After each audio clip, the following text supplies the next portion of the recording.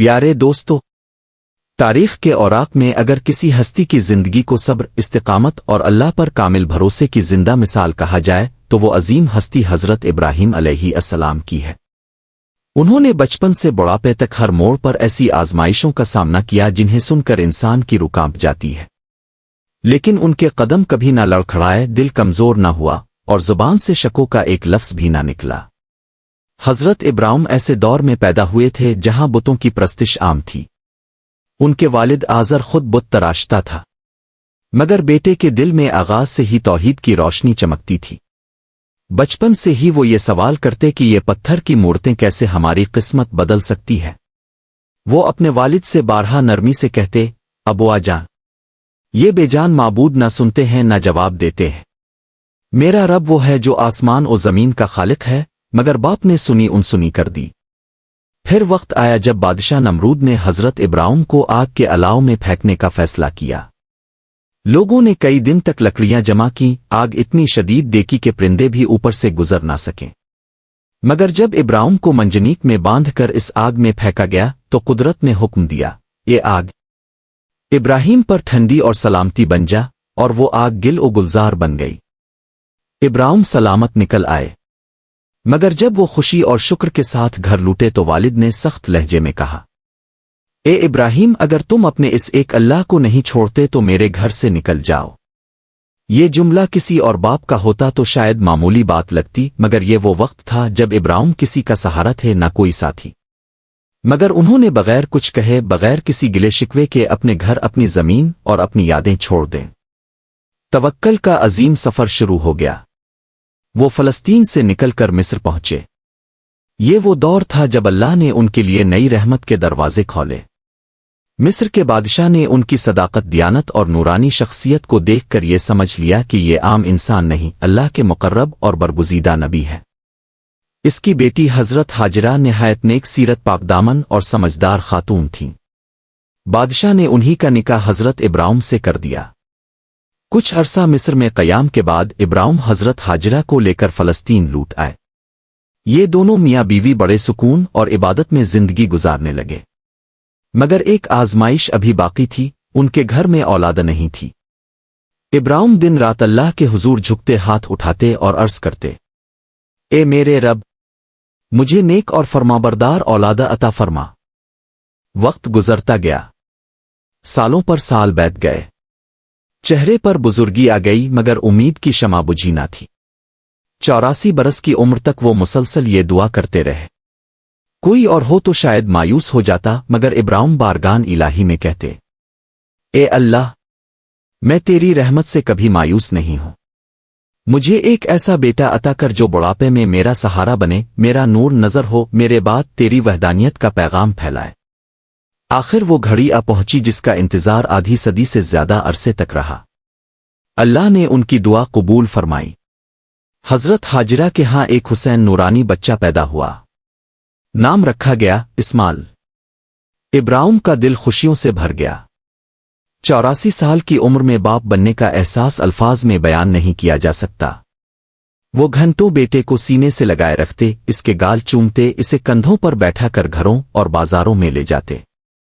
اس محبت میں ایک خوشبو تھی جو سب کو محسوس ہوتی تھی۔ ایسا لگتا تھا کہ برسوں کی عبادتوں، سجدوں اور آنسوؤں کا صلہ آخرکار انہیں مل گیا ہے۔ لیکن وہ نہیں جانتے تھے کہ اس ننھے مانے بیٹے کی آمد دراصل ایک اور بڑی آزمائش کا دروازہ کھول چکی ہے۔ حضرت اسماعیل علیہ السلام کی آمد نے حضرت ابراہیم کے گھر میں ایسے نور اور سکون کی لہر دوڑا دی تھی کہ جس کا خواب وہ برسوں سے دل میں سجائے ہوئے تھے۔ 84 سال کی عمر میں ملنے والا بیٹا صرف اولاد نہیں بلکہ دل کا سکون، آنکھوں کی ٹھنڈک اور امیدوں کی روشنی تھا۔ ابراہیم جب اس ننھے بچے کو اپنی باہوں میں لیتے تو یوں محسوس ہوتا جیسے دنیا کی ساری تھکن، ساری تکلیفیں، ساری آزمائشیں ایک لمحے میں غائب ہو جاتی ہوں۔ وہ اسے گود میں اٹھا کر آسمان کی طرف دیکھتے اور مسکراتے، اے میرے اللہ، تیرا شکر ہے، آخر تو نے میری طویل دعاؤں کو قبول کر لیا۔ حضرت ہاجرہ بھی ماں بننے کی خوشی میں ڈوبی ہوئی تھیں۔ وہ اپنے بیٹے کے چہرے کو دیکھ کر اللہ کا شکر ادا کرتیں اور آہستہ آہستہ اس کے نازک سر پر ہاتھ پیرو۔ گھر میں محبت، رحمت اور امن کے پھول کھل چکے تھے۔ لیکن صرف چند ہی دن گزرے تھے۔ شاید ایک ہفتہ بھی پورا نہ ہوا ہوگا کہ اچانک زمین و آسمان کی تقدیر بدلنے والی وہی نازل ہوئی۔ اس صبح فضا کچھ عجیب سی خاموش تھی۔ حضرت ابراہیم اپنے بیٹے کو سینے سے لگائے بیٹھے تھے کہ اچانک حضرت جبرن بغیر کسی پیشگی اطلاع کے انسانی شکل میں ظاہر ہوئے۔ ان کی آمد کسی نئے حکم کی علامت تھی۔ ابراہیم نے فوراً سمجھ لیا کہ کوئی خاص بات ہے۔ انہوں نے ادب سے سر جھکا لیا۔ جبرن فرمانے لگے، اے اللہ کے خلیل، اللہ کا حکم ہے کہ آپ اپنی زوجہ حضرت ہاجرہ اور اپنے نومولود بیٹے اسماعیل کو اس سرزمین سے جدا کر دیں۔ یہ الفاظ سن کر ابراہیم کا دل لرز اٹھا۔ وہ حیران رہ گئے۔ ابھی تو بیٹا آیا تھا، ابھی تو آنکھیں اس کی شکل کے دیدار سے سیر نہیں ہوئی تھیں، ابھی تو اس کی خوشبو دل پر نقش ہو رہی تھی۔ ابراہیم نے لرزتی آواز میں کہا، اے جبرائیل، میں انہیں کہاں چھوڑ آؤں؟ جبرن نے جواب دیا، جہاں اللہ کا حکم ہوگا میں تمہیں لے چلوں گا، کل صبح تیار رہنا۔ یہ رات ابراہیم نے کیسے گزاری کوئی تصور بھی نہیں کر سکتا۔ ایک طرف اللہ کی رضا تھی، دوسری طرف وہ معصوم بچہ جسے وہ چھوڑ کر جانے والے تھے۔ اگلی صبح وہ گھبراہٹ کے ساتھ تیار کھڑے تھے۔ حضرت ہاجرہ کو تو معلوم بھی نہیں تھا کہ زندگی کی سب سے بڑی آزمائش دروازے پر کھڑی ہے۔ جبرن اونٹ پر سوار آئے۔ ابراہیم نے بیوی اور بچے کو اونٹ پر بٹھایا اور خود بھی سواری پر بیٹھ کر پیچھے چل پڑے۔ جبرن کا اونٹ آگے تھا، راستہ دکھا رہا تھا۔ ابراہیم کا اونٹ پیچھے خاموشیوں میں ڈوبا ہوا۔ سفر شروع ہوا۔ فلسطین کے ہرے بھرے علاقے پیچھے رہ گئے۔ شہر آئے، گاؤں آئے، پھر گھنٹوں، دنوں اور ہفتوں کا سفر۔ بالآخر ایک مہینے کی مسافت کے بعد وہ ایک ایسی جگہ پہنچے جہاں زندگی کا کوئی نام و نشان نہیں تھا۔ چاروں طرف سیاہ پہاڑ پر زمین، جلتی دھوپ، مکمل سنوٹا۔ نہ کوئی بستی، نہ کوئی پرندہ، نہ پانی، نہ سایہ۔ یہ وہی جگہ تھی جو آج مکہ مکرمہ کہلاتی ہے، لیکن اس وقت وہ بالکل اجاڑ، سنسان وادی تھی۔ جبرن نے اونٹ روکا، نرمی مگر سختی کے ساتھ کہا، اے ابراہیم، اللہ کا حکم ہے کہ ہاجرہ اور نومولود اسماعیل کو یہیں چھوڑ دو اور خود واپس چلے جاؤ۔ یہ سن کر ابراہیم کی روح کانپ اٹھی۔ وہ وہی ابراہیم تھے جو آگ میں ڈالے جانے پر بھی نہ گھبرائے تھے، مگر یہاں بات بیوی اور صرف چند دن کے بچے کی تھی۔ ایک ایسی جگہ جہاں پانی تو دور کی بات، سایہ تک نہیں تھا۔ انہوں نے کہا، اے جبرائیل، یہاں تو کچھ بھی نہیں، یہ دونوں کیسے زندہ رہیں گے؟ جبرن نے صرف ایک جملہ کہا، یہ اللہ کا حکم ہے۔ یہ سنتے ہی ابراہیم خاموش ہو گئے۔ اللہ کے حکم کے سامنے دل ٹوٹ بھی جائے تو زبان بول نہیں سکتی۔ جبرن واپس چلے گئے۔ ابراہیم نے تھوڑا سا سامان اتارا، کچھ کھجوریں، تھوڑا پانی، جھونپڑی بنانے کے لیے چند لکڑیاں جمع کیں، اور آہستہ آہستہ اپنے قدم پیچھے ہٹانے لگے۔ حضرت ہاجرہ نے حیرت سے پوچھا، اے ابراہیم، آپ ہمیں اس سنسان وادی میں چھوڑ کر کہاں جا رہے ہیں؟ یہاں تو نہ پانی ہے، نہ کھانا، میرا بچہ مر جائے گا۔ ابراہیم کے ہونٹ کانپے، مگر جواب نہ دیا، کیونکہ اللہ نے انہیں بیوی سے بات نہ کرنے کا حکم دیا تھا۔ حضرت ہاجرہ پیچھے پیچھے بھاگتی رہی۔ آپ کیوں نہیں بولتے؟ آپ ہمیں یہاں کیوں چھوڑ رہے ہیں؟ ابراہیم، کیا یہ اللہ کا حکم ہے؟ ابراہیم رکے، سر جھکایا اور ہلکا سا اشارہ کیا، ہاں، یہ اللہ کا حکم ہے۔ یہ سنتے ہی ہاجرہ کی آنکھوں سے آنسو بہے، مگر دل مضبوط ہو گیا۔ انہوں نے بلند آواز میں کہا، اگر یہ اللہ کا حکم ہے تو جاؤ ابراہیم، میرا رب مجھے اور میرے بچے کو کبھی ضائع نہیں کرے گا۔ یہ جملہ تاریخ میں ہمیشہ کے لیے ثبت ہو گیا۔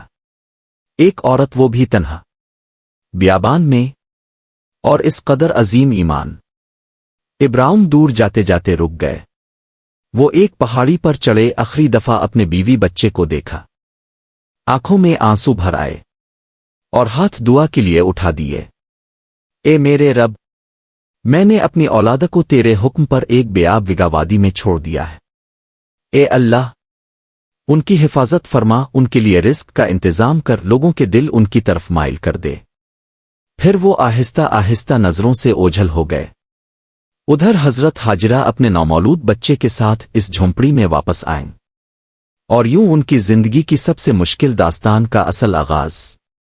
حضرت ابراہیم تو اللہ کے حکم پر واپس جا چکے تھے، مگر اب اصل آزمائش کا سامنا بی بی حاجرہ کر رہی تھیں۔ ان کے ہاتھ میں ایک معصوم شیر خوار بچہ تھا جسے دنیا میں آئے چند ہی دن ہوئے تھے۔ سامنے بے آب وگا وادی، چاروں طرف سیاہ پہاڑ، تیز دھوپ، نہ کوئی آواز نہ کوئی نشان زندگی۔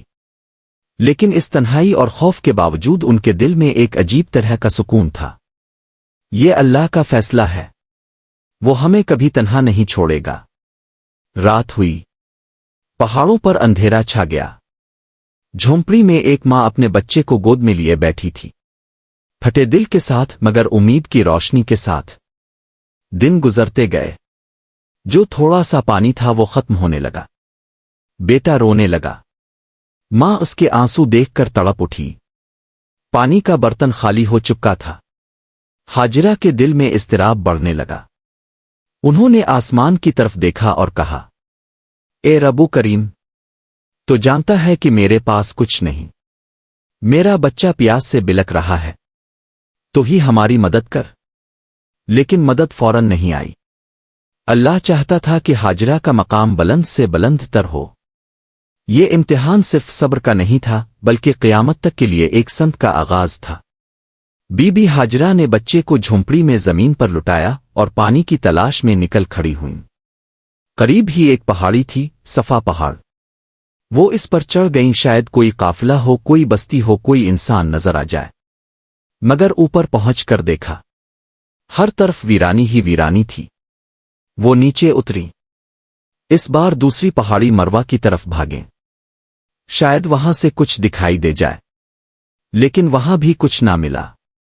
دو پہاڑوں کے درمیان چلنا آسان نہیں تھا۔ گرمی، پیاس اور تھکاوٹ نے انہیں بے حال کر دیا تھا، مگر ماں کے پاؤں کبھی رکے نہیں۔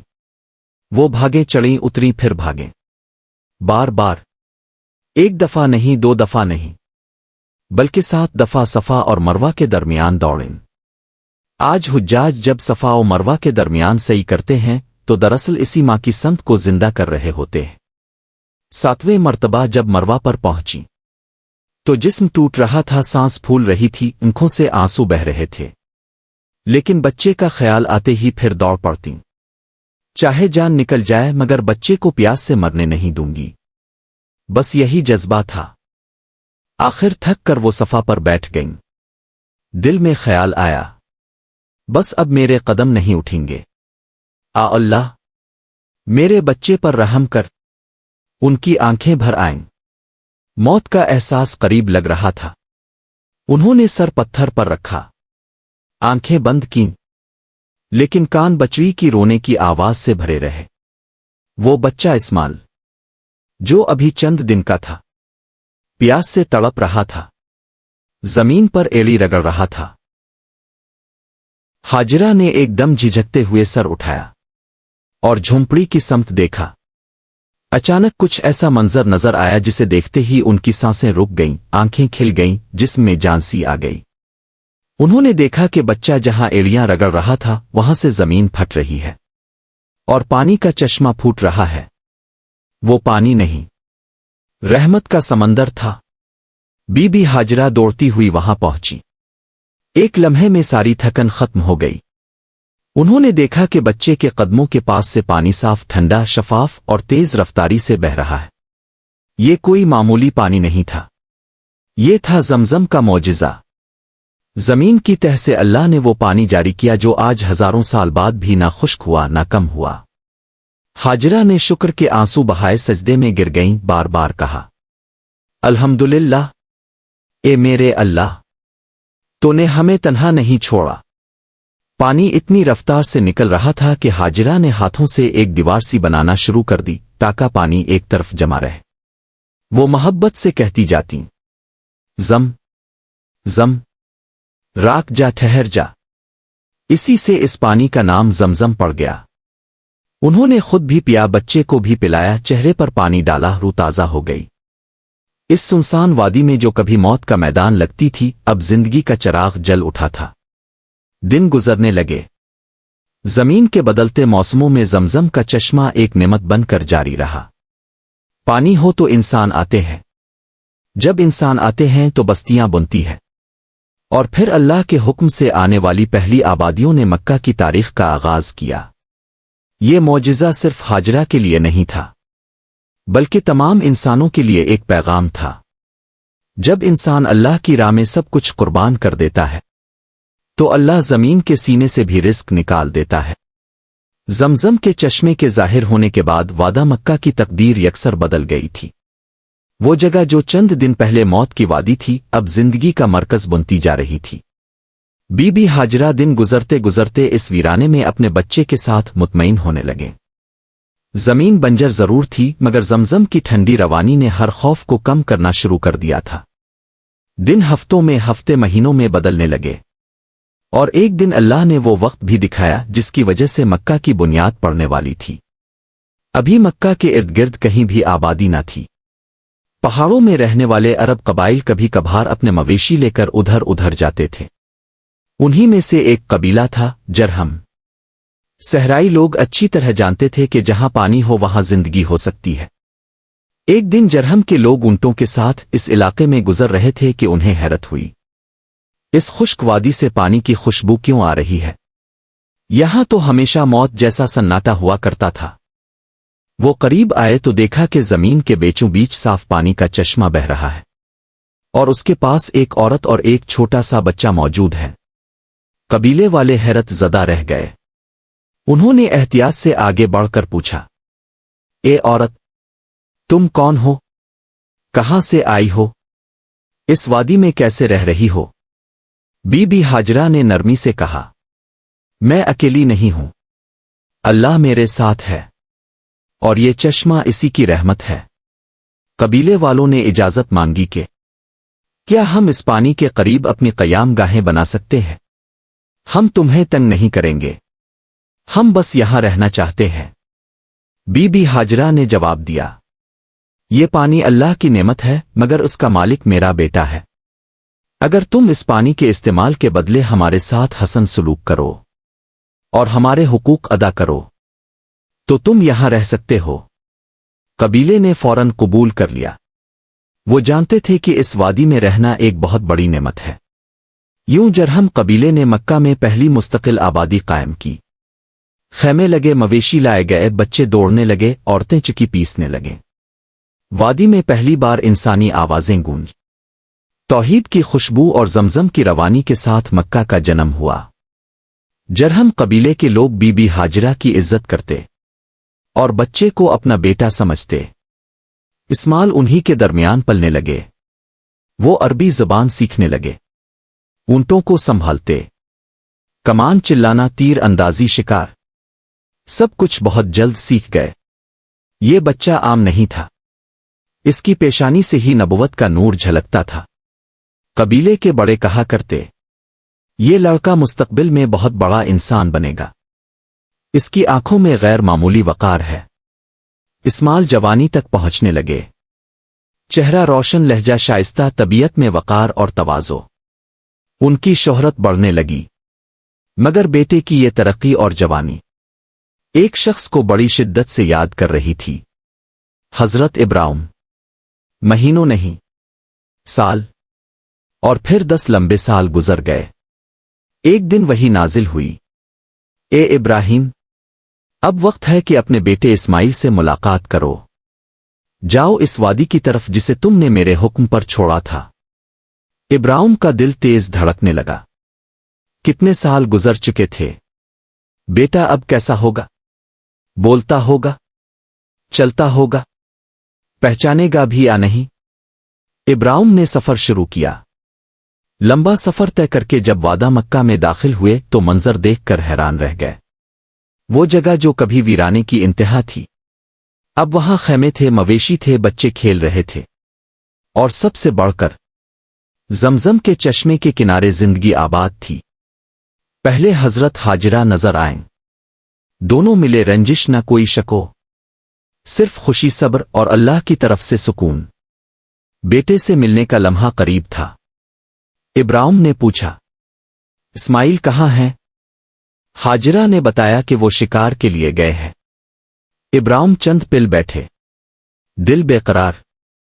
कहीं बाद वो नौजवानों के गिरोह के साथ वापस आ रहे थे, ऊंट पर सवार, मजबूत कामत, बावकार चेहरा। और जब नजदीक आए तो एकदम रुक गए। बाप और बेटे की नजरें मिले और दोनों की आंखों में आंसू भर आए। इस्माइल आगे बढ़े, बाप से लिपट गए। इब्राहिम ने अपने बेटे को सीने से चिमटा लिया। वो बेटा जिसे छोड़े 10 साल हो गए थे, जिसे नौजायदा हालत में छोड़ा था, आज वो जवान हो चुका था।